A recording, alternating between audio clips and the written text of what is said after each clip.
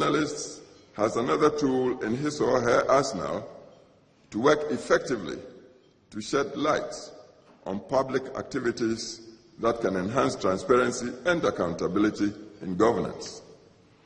However, your association should acknowledge that such a mechanism has not always been there.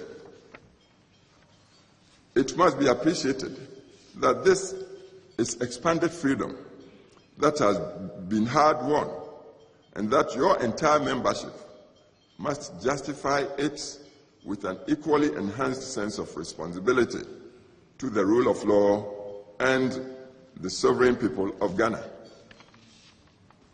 My friends, you should never misconstrue the prevailing favorable media environment as an unfettered freedom for upsetting the apple cart of governance, so to speak. You should wield your power responsibly and acknowledge the fact that this power has been earned from the increasing trust the people's representatives in both the legislature and the executive are gaining in you. The association must therefore ensure that no one within the profession takes anything for granted to endanger and subvert the fine balance enacted by the law. You must always remember that the abuse of the immense power of the media led to the Rwandan genocide, through which almost 1 million people perished in the East African country in 1994. This harrowing history on our continent entrenches the responsibilities of your profession. The Ghana Journalists Association must monitor its members to ensure that the rights of individuals and governments are not unduly violated. Your association should be able to pull up its members who flout your ethics and rules for necessary discipline and sanction. Ladies and gentlemen, the fight against corruption is still a work in progress, and more needs to be done to fight malfeasance in society. In your role as watchdogs of society, media exposés of corrupt public officials must be in fair and accurate reporting. You must do your jobs on this call without fear, favor, or partisanship. However, if during your duties you get something wrong, please be bold and humble enough to accept your shortcomings and apologize for your misreporting.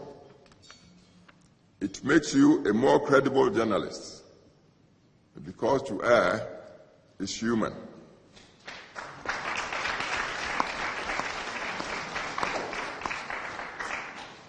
It would be arrogant on your part not to accept culpability in your proven misreporting.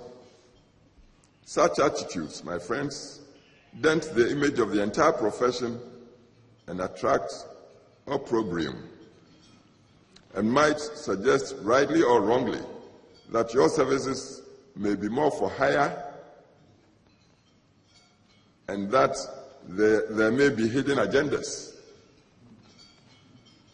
other than objective journalism.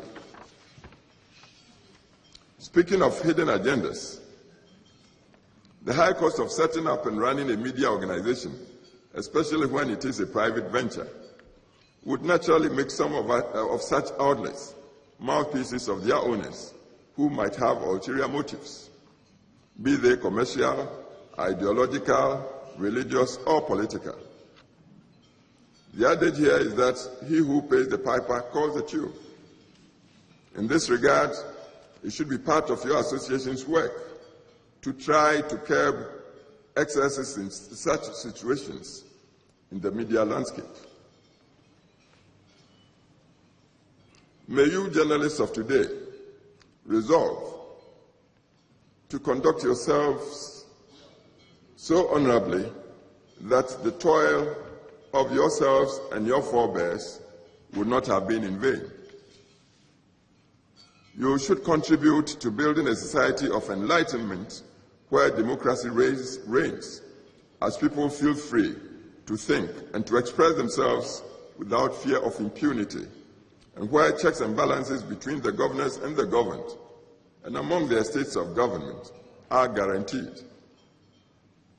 The current global phenomenon of fake news and reporting that is amplified by social media and which manipulates the mass thoughts and psychology of society also poses serious challenge to your profession. Your association should engage itself to counteract and sieve out such tendencies and their operators.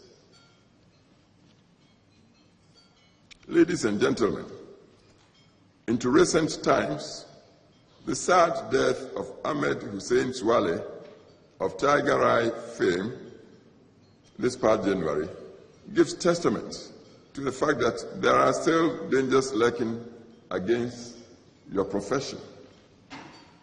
The forces of darkness will try to continue to resist you for as long as you dare to shine your light on their nefarious, diabolical, and nation-wrecking activities.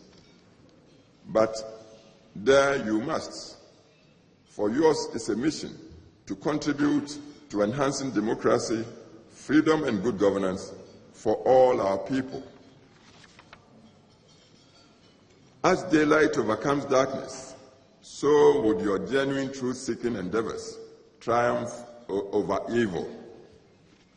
In this light, Mr. Chairman, ladies and gentlemen, the Association should give clear, unadulterated, and principled leadership to the profession, whose loftiest preoccupation must be to serve the welfare of the sovereign people of Ghana.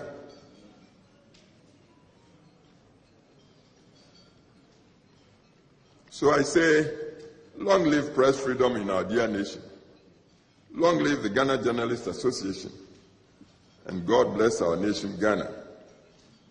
Mr. Chairman, ladies and gentlemen, I hereby declare the 70th anniversary celebrations of the Ghana Journalists Association duly launched. Thank you.